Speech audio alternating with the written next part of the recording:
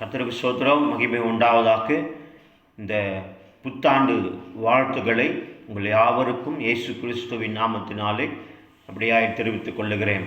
இந்த புத்தாண்டு எல்லாருக்குமே ஒரு ஆசீர்வாதமான ஒரு புத்தாண்டாக, ஒரு மாற்றமுள்ள ஒரு புத்தாண்டாக இருக்கும்படி நான் கர்த்தரை அதிகமாய் துதிக்கிறேன்.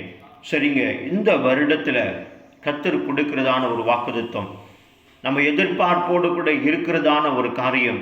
கர்த்தர் இந்த வருடத்தில் என்ன காரியத்தை கர்த்தர் செய்ய போகிறார், என்ன வாக்குத்தத்தை கொடுத்து எங்களை ஆறுதல் படுத்த போகிறார், என்ன வார்த்தைகளை கொடுத்து எங்களை நடத்தப் போகிறார் அப்படின்னு சொல்லி அவளோடு கூட காத்திருக்கிற உங்களுக்கு கர்த்தருடைய வார்த்தை இதை வாசிக்கலாம். உபாகமும் 31வது அதிகாரம் 8வது வசனம் இப்படியாய் சொல்லப்படுகிறது.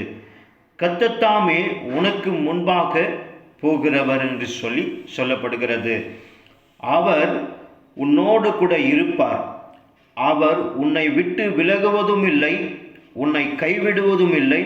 நீ பயப்படவும் கலங்கவும் வேண்டாம் என்று சொல்லப்படுகிறது.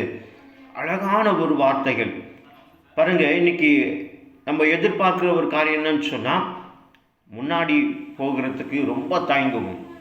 நீ போ முன்னாடி அப்படின்னு சொல்லி நிறைய பேர் நம்ம சொல்லுவோம்.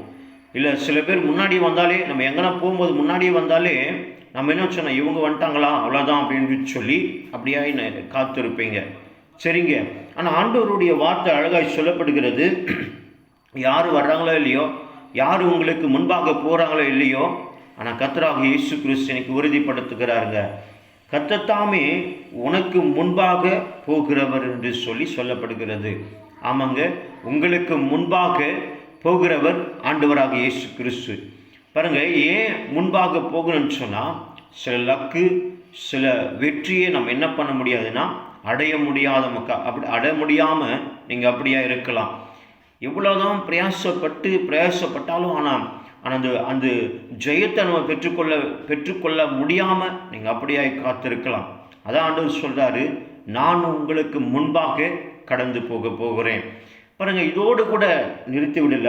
அடுத்து சொல்லப்படுகிறது, அவர் உன்னோடு கூட இருப்பார் என்று சொல்லப்படுகிறது.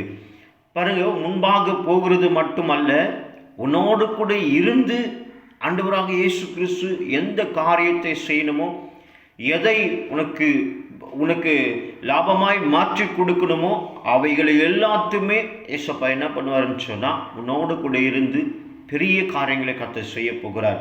அடுத்து சொல்லப்படுகிறது, அவர் உன்னை விட்டு விலகுவதும் இல்லை என்று சொல்லி, உன்னை கைவிடுவதும் இல்லை என்று சொல்லப்படுகிறது.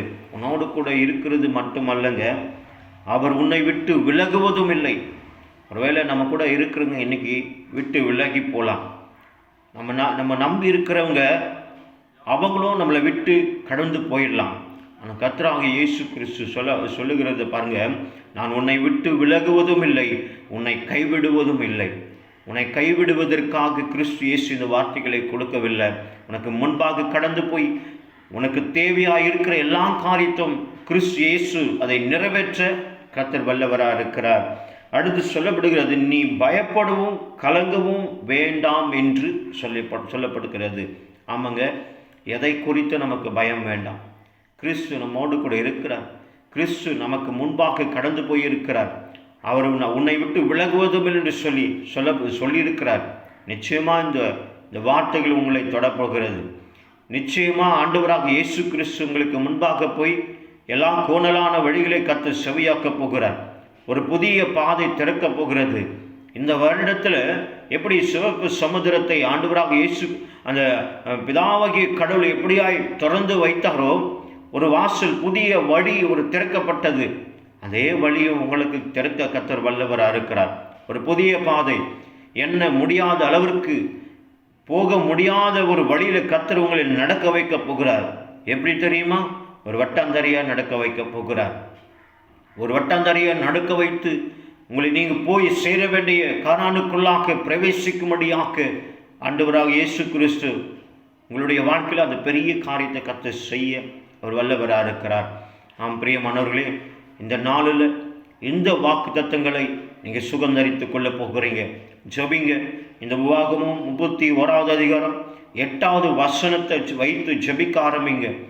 போகும்போதும் வரும்போதும் அவருடைய சமூகம் உங்களுக்கு முன்பாக கடந்து போகிறது. என்னென்ன காரியத்துக்காக எதிர்பார்ப்போடு கூட இருக்கிறீங்களோ எல்லா காரியத்தையும் கர்த்தர் நிறைவேற்ற வல்லவராக இருக்கிறார். இனி பாவம் செய்யணும்னு நினைச்சாலும் முடியாது. கிறிஸ்து இயேசு முன்பாக கடந்து போகிறார். எல்லாம் கோணலான காரியங்களை கர்த்தர் சரிப்படுத்த போகிறார். பாவ வாழ்க்கையை கர்த்தர் சரிப்படுத்த போகிறார். நிச்சயமாக உங்கள் குடும்பம், உங்கள் வாழ்க்கை, உங்கள் தனிப்பட்ட வாழ்க்கை, குறைவுள்ள வாழ்க்கையை கர்த்தர் நிறைவாய் மாற்றி இந்த வருடத்தில் கிறிஸ்து மகிமைப்பட போகிறார் என்று சொல்லி நான் நிச்சயமாய் சொல்ல போகிறேன். ஆமாங்க, நிச்சயமாக சொல்லுகிறேன். கிறிஸ்து மகிமைப்பட போகிறார். பரலோக ராஜ்யம் கொண்டாட போகிறது. உங்களை நிமித்தமாய் பரலோக ராஜ்யம் கொண்டாட போகிறது. கர்த்தராகிய இயேசு கிறிஸ்து மீண்டும் வரப்போகிறார். நம்ம காத்திருப்போம். கர்த்தருடைய சமூகத்தில் காத்திருப்போம். கர்த்தர் தாமே உங்களை ஆசீர்வதித்து வழிநடத்துவாராக. ஆமென்.